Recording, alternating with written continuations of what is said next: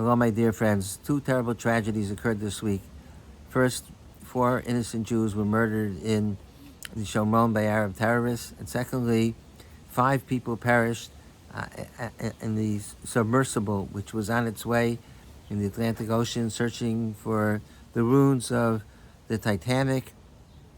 They lost radio contact. The whole world held its breath, hoping and praying that these men would be rescued. And alas, it turned out that the vessel had imploded and all 5 lost their lives. There was certain irony that they were searching for the ruins of the Titanic, and they suffered the same fate as the Titanic on a much smaller scale, of course.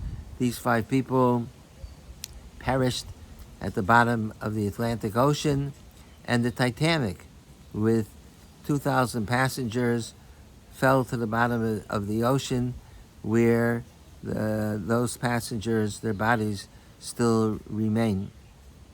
I was wondering, Rashi says that the Meraglim were punished. I quoted it recently. The Meraglim were punished because they didn't take a lesson from Miriam. They didn't learn Musa from Miriam not to speak Lashon Hara, which shows that a person always has to look at the world around themselves and learn insight, Musar Haskell.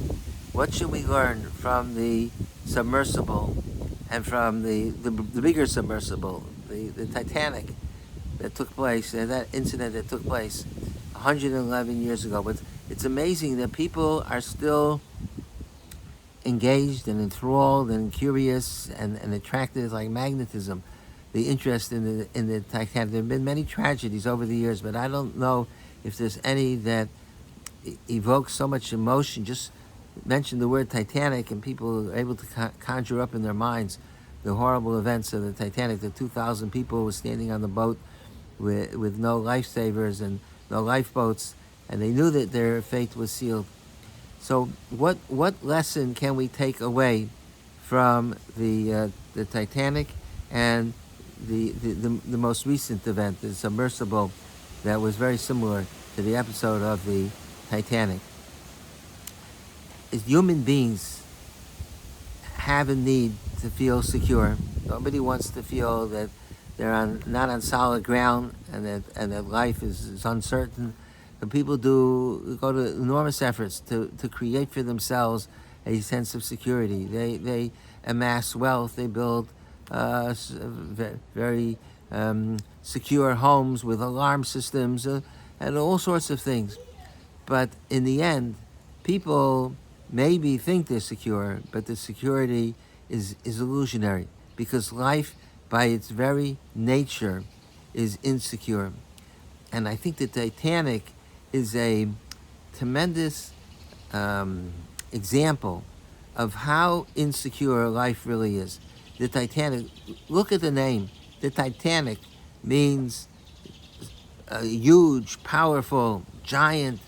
It was called the Titanic, and the word Titan means that. It was called the Titanic because it was a Titan of ships. It was the largest cruise ship ever built, and it was able to house over 3,000 passengers.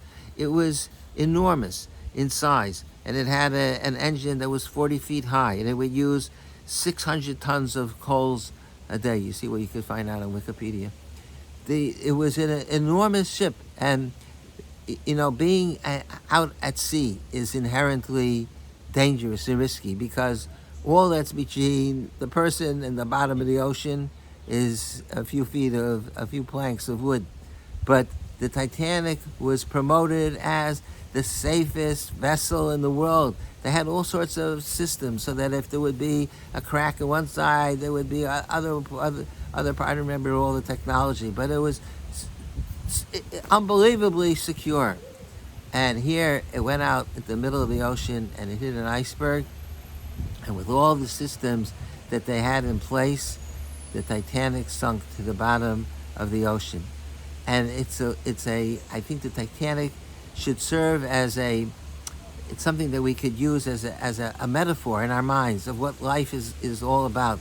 That we think that everything is so safe and everything is so secure, but really life, we think that we're on firm ground. The ground is called terra firma, firm land. It's a Latin expression. And we're more secure than being out in the ocean. We're on terra firma after all. But even terra firma is not so firm. There are earthquakes. There are sinkholes in the earth. There are bridges that have collapsed. Recently, the highway that collapsed.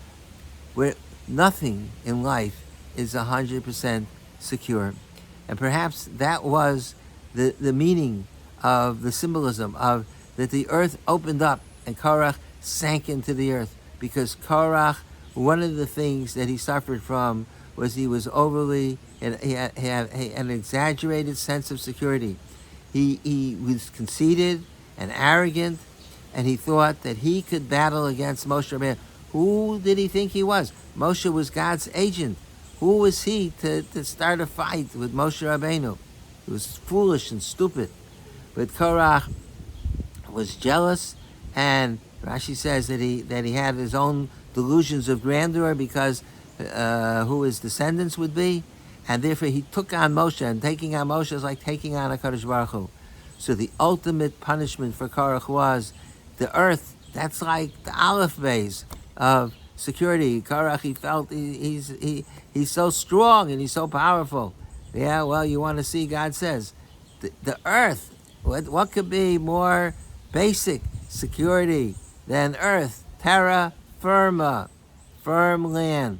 But look what happened. The terra firma, all of a sudden it opened up, and Korach was swallowed into the earth, the very earth that supported him, and he was buried and never seen again, wiped off the face of the earth together with his entourage.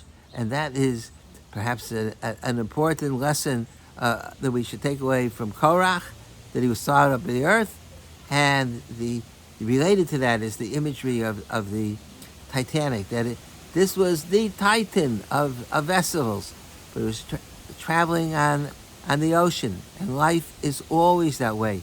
We're never really traveling on solid ground. It's as if we would be in the ocean, and with all our technology, we're still it's with the grace of HaKadosh Baruch Hu that we're able to survive. Perhaps the Migdal Babel, the Tower of Babel, that the Torah describes in the end of Parashas Noach, that they went and they wanted to build a tower, and Rashi says they were going to battle with, they want to make a milchama with HaKadosh Baruch Hu. What stupidity! What does that mean? They're making a milchama with God. You can't even see God. But perhaps it means they were technologically advanced. They were able to make these towering structures into the sky. And nobody understands today how people in thousands of years ago, how they make the pyramids, how they get what they didn't have electricity. How did they get the stones up at such high plains? How did they build the Migdal Babel? How were they able to accomplish that? Obviously there was somehow or another they had some very advanced technology. So when people it's like today with science, people think that they're like God. They're controlling the nature of life. So that's what the people thought at the time of Migdal Babel, and they're going to build this tower which is going to demonstrate that they are just as powerful as the HaKadosh Baruch Hu, and that was their downfall. So the lesson here is that life is very much like the Titanic, that we're traveling, and the people on the boat, they had parties there, and they were celebrating, and it was a boat for very wealthy people. You had to pay, in the equivalency of today's, what it would cost today, it was $120,000 for first class, $120,000 a day. So this was the upper crust, and they had a ballroom, and they would have gala dinners, and they thought that life was so promising and so beautiful, and so everything was so much in place. Yeah, but they didn't realize that they're traveling on the ocean, and the ocean is dangerous, and if the boat gives way, you could sink to the bottom of the ocean. And that's even if we're not on a ship, on the Titanic, on the ocean. We all have in our minds, we all have our own Titanic that's going to protect us. People build build homes for security, and they put in security systems, and they put away a lot of money in the bank, and they exercise, which is important to do. I'm a big exercise fan. I try to exercise, but let's not have a false sense of security. In the end, the only security is to put our trust in HaKadosh Baruch Hu. He is the one that provides terra firma. That's why we make a bracha every day on the fact that the ground that we step on is secure, because it comes from Amechem Mitzadi Gover, that God allows us to step on. A person could go over a bridge for 50 years, and all of a sudden the bridge gives way. You never know where you're going to be insecure. So let us not be deceived, as was Korach or the people on the Titanic. Don't blame them. I'm not faulting them. But life is inherently insecure, and that's all the more reason why we have to put our faith and trust in the one who is the ultimate security, and that is HaKadosh Baruch Hu. Thank you for listening, and have a very wonderful Shabbos.